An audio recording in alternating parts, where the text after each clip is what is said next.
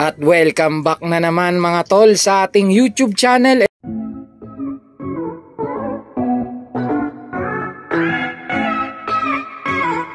And for today's video mga tol, i-update ko muna kayo mga tol sa ating pang derby. Ang ating derby this coming Sunday. Kaya yun, bida muna ang ating mga panlaro na si The Flu. Makita nyo yan mga tol. Ayan, oh.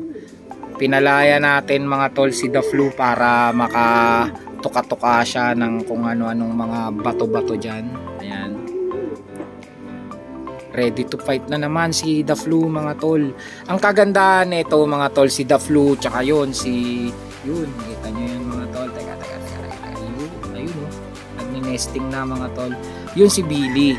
Kagandahan sa mga tol, hindi ako nahihirapan na i-recover ang kanilang mga katawan. Wow. Yan. Pasensya na pala mga tol at medyo madalang tayong makapag-vlog dahil marami tayong ginagawa ngayon mga tol. Kaya paminsan-minsan lang muna, papitik-pitik kumbaga mga tol. Yan.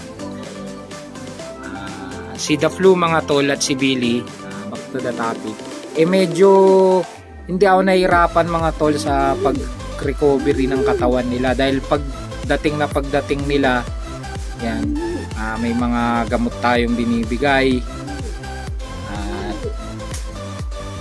sa hapon makikita mo maganda na ang magandang timpla na ng katawan nila, bumabalik na mga tol agad ang kanilang katawan. Kaya masasabi ko na may self recovery itong mga ibon na to. Yan.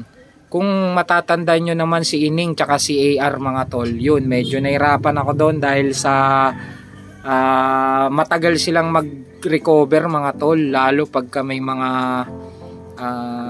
pagdating dito sa loft, inaabot pa ako ng 2 days bago makita mo yung alsa ng katawan nila. Kaya masasabi ko na iba yung lineup na to, si Billy, ayun, tsaka to si The Flu. Yan. Sa mga nangangarera, alam na niya yung mga pagkakaiba ng mga ibon na kinakarera nila. Napakaganda nitong dalawang lineup natin na to dahil ayun nga, bibigyan lang natin ng gamot, konting patuka. Pagdating sa hapon, akala mo walang nilipad mga tol. Kita nyo yung pinost ko sa page ko mga tol, yun, medyo ang ganda ng kanilang mga tindig na. Paghapon maganda na ang kanilang postura mga tol. May mga tropa tayong dumating.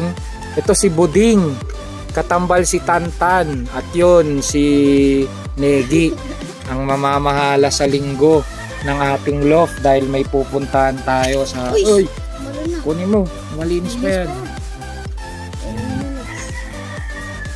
Shoutout mo yung papa mo.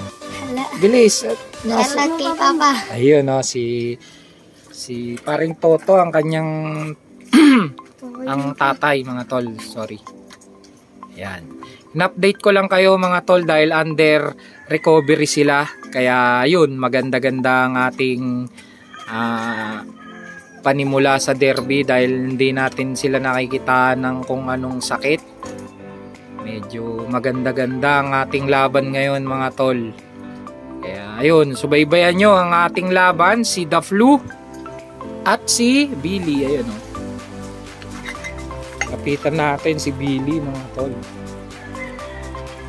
Yan. Ito yung isa sa mga pinost ko sa page ko na ayun, hapon pagka-uwi nito mga tol, ganyan na ang tindig niya, hindi nagbabago. Yan. Nag-abang dito nung mga nakaraan si Tol Melvin, saka si na Tol Rigor, si Anthony. Yan yung mga inabangan nila. Yan. Nilipad nito sa Rosario La Union, parang walang nilipad mga tol. Pagdating inom, ayun na, naka-recover na ata agad. Tsaka konti ang bawas ng katawan niya mga tol. Talagang napakaganda. Punta naman tayo mga tol sa ating update ng mga cough. Syempre, bago matapos ang vlog na to, update ko muna kayo sa mga cough ko. Ayan. Ayan, malapit na silang iwalay mga tol. Nung una, di ba sabi ko sa inyo, parang black dan white bar pala mga tol itong dalawang to. Ayan o. Mali lang ang pagkakatingin natin. Medyo malabo na ata ang ating mata. Kailangan ng magpagamot. Magpatingin. Ayan. Iniwan natin ang hen mga tol dahil yung cock, nambubugbugan sila. Baka magulpi naman tong dalawang to. Ayan. Ito si Batas at si Taiga, papisana ang kanilang anak. At dito ko nilagay ang kanilang YB mga tol. Ayan. Okay na sila. Ayan. Malapit na, 1 linggo ilalagay na natin sila sa sa section natin ng mga YB. Hanggang dito na lang mga tol ang ating vlog. Maraming salamat sa lagi nyong pagsuporta. At ang lagi kong sinasabi sa inyo mga tol, na mag-ingat kayo lagi saan man kayo naroon. At God bless.